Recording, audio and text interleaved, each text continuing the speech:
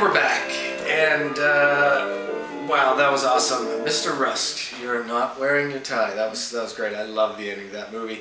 Now, if you wanted to know what an Alfred Hitchcock film would be like without any censorship, with no production code, well, you just saw it. Pretty grisly, pretty grim, pretty gritty, and with swearing and nudity. So it's a bit surreal, you know, if you've watched all these movies in a row, as we all have, and you've seen 46 of them so far, it's really wild. Wow, he's just swore. So, you know, it's a history lesson in what you could and couldn't show in movies in Hollywood for all those years. And you know, it's worth talking about this whole censorship production code thing. It really kind of was a nightmare from 1934 to 1968. It came in 1930, but they started enforcing it in 1934. And it wasn't just strict guidelines on not allowing violence and swearing and nudity. It was content as well. I mean, as an example, you couldn't show sex of any kind outside of marriage. You couldn't show an authority figure like a policeman acting bad in any way unless it was clearly, you know, like that's what the movie was about, is this is the one bad cop. You couldn't show clergy in a humorous light or in a bad way, in any, you know, just really strict guidelines. And it became harder and harder to enforce these guidelines, especially in the early 60s and towards the mid 60s. And you know, starting in November 1st, 1968, they scrapped the whole thing and started with pretty much what we have today. The Motion Picture Association of America's rating system. The G, what was the G, the M, the R, and the X ratings in 1968. Much better. Make your movie, it'll be rated, and then audiences can choose to go to it or not. Interesting little history lesson. The M rating in 1972 was switched to PG. And then in 1984, they came up with PG-13 because of the second Indiana Jones movie that wasn't quite PG, it wasn't quite restricted, wasn't quite mature audiences, so they had to come up with PG-13. It's all very interesting. And in 1990, the X rating was changed to NC-17. And that's where we are today. The only thing that really hasn't changed is G. The general, the PG, the PG-13, the restricted, and now NC-17. So. And if you're keeping track, tonight's Frenzy was rated R. There's no shock there. So now getting back to the censorship that Hitchcock had to deal with, I for one, and I know Diane agrees, I'm not sorry Hitchcock had to fight the censors all that time when he was making British movies that wanted to be shown in the States and making all of these Hollywood movies, because it made for some very clever sidestepping of the rules. And we talked about it time and time again over this last year, over all these movies, more subtle scenes of violence. Nowadays, we know what graphic violence looks like. It's in movies, it's on TV. Wasn't it better in Psycho that, you know, during the shower scene you didn't see nudity and you didn't see any gore? Wasn't it better in The Shadow of a Doubt that, you know, we never really see Joseph Cotten murder all of his widows in any grisly murders? We would just look at that look in Joseph Cotten's eyes, and we would be scared, and we would imagine his heinous crimes. What's another one? Oh, and who wanted to see in Rear Window? Did you really want to see the wife of Thorwald get chopped up and put into a box? It's great. Your imagination is almost better. Now we did witness some grisly killings and murders and homicides or what have you. I can think of Grace Kelly stabbing the guy who's going to attack her in Dial M for Murder. That, you know, that made Diane jump. They spent a week on that scene, and the whole movie was only filmed in a month.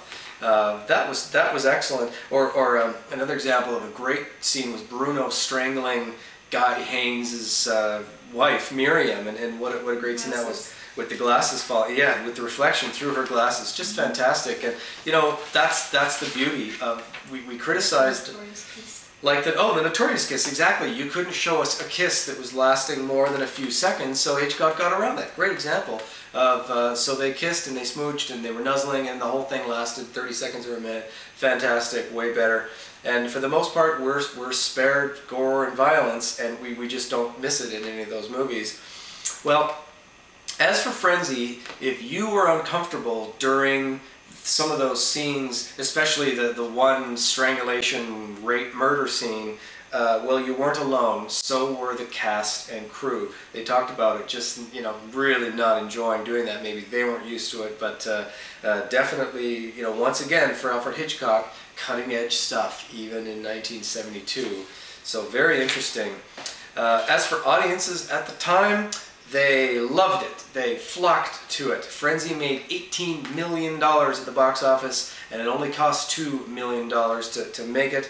Critics loved it. They raved about it. I wonder how many critics started off by saying, "He's back! Hitchcock is back! Best film since Psycho." All of them probably. This all came as a great relief to Alfred Hitchcock, who, it must be said, had been trying all of these times.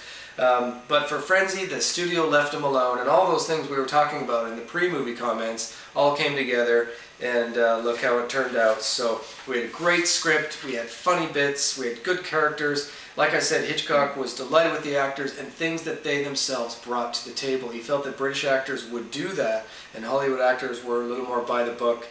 Whatever, there's some great Hollywood movies that he made out there, that's for sure. This is a great Hitchcock film. All of those Hitchcock things that we've been noticing for 47 movies. We had the Wrong Man theme. We had the man on the run. Not only did we have the Wrong Man theme, but we thought it was the wrong man for the first little bit. So, very interesting. We had discussion of murder at the dinner table. We had the mothership of that. We've seen it in so many great movies.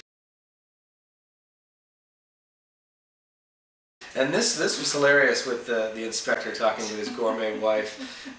Brilliant, brilliant. We had a charming villain. We had the last guy you would suspect. Very, very good, and again terrifying, because it's easy when you know who the bad guy is, when he looks like a bad guy. How about the charming villain? Way more interesting. So it's a hugely Hitchcockian film. No strong blonde leading lady. We're done with that after Tippi Hedren in Marnie and the Birds. Maybe there was a little bit to do with Tippi Hedren about that, but we had just about every other Hitchcock theme. You know, it really takes me back to The Lodger. It takes us back all the way back to movie number 1. We had murders by strangulation. We had a case of mistaken identity back then. They were being strangled in yeah, sure they were. So who knows? Doesn't matter. So long ago. We had brandy. Heck, we had triple brandy in this movie. It was fantastic. So bumbling police right to the end. Although towards the end, you know, you're definitely excited for the police to get it right, and they do get it right. Really, really good. Mr. Rusk, you're not wearing your tie. So great Hitchcockian scenes. The direction. One that stood out for me is where Rusk remembers where he left his tie, and the music and just how that's all cut together. Very well done. Great editing. Great music. Not one, but 2 cameos right at the beginning. That's him in the crowd, and that's him looking at the washed-up naked woman. Lots of nudity in this one. So and humor. Oh, thank goodness we have humor again. The scenes with the inspector. He didn't want to show the usual Scotland Yard discussing of the case with all the inspectors and the police, so brought it home to the house and the discussion of murder over food, and just so funny with that poor woman being the gourmet. So and the humor that was sadly missing in Topaz, Torn Curtain, and Marnie. There's nothing funny in Marnie. So very interesting. All in all, a very satisfying picture. I'm for one glad that Hitchcock didn't make a lot of grisly murder movies. It's not my genre. I mentioned that during Psycho and The Birds, although we do love those 2 movies, well, mostly Psycho.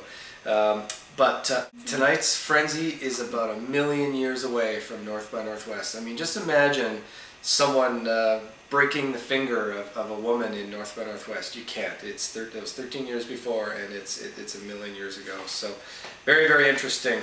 Now, getting back to the you know, violence and graphic grisliness, if you thought 1972's Frenzy was too graphic, well, to put it in context, what won Best Picture in 1972 was The Godfather. Say no more. Also released in 1972, a film called Deliverance, and also 1972, The Last Tango in Paris. So it's good to know that Hitchcock wasn't the only one who had some pretty interesting ideas. So Frenzy, so good stuff. Really enjoyed that one.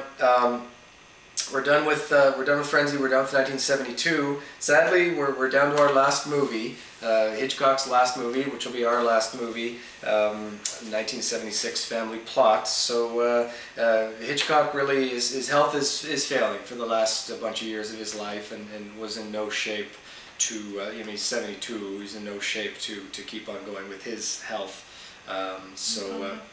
And I forgot to mention that. I did want to mention that Alma actually had a stroke during production of tonight's Frenzy, and she did recover from her stroke. But we're definitely winding down the lives of both Alma and Alfred. So good. So we're done with this. We look forward to our last movie number 48, Family Plots. So we'll look forward to it. And from our couch to yours, we will see you next week.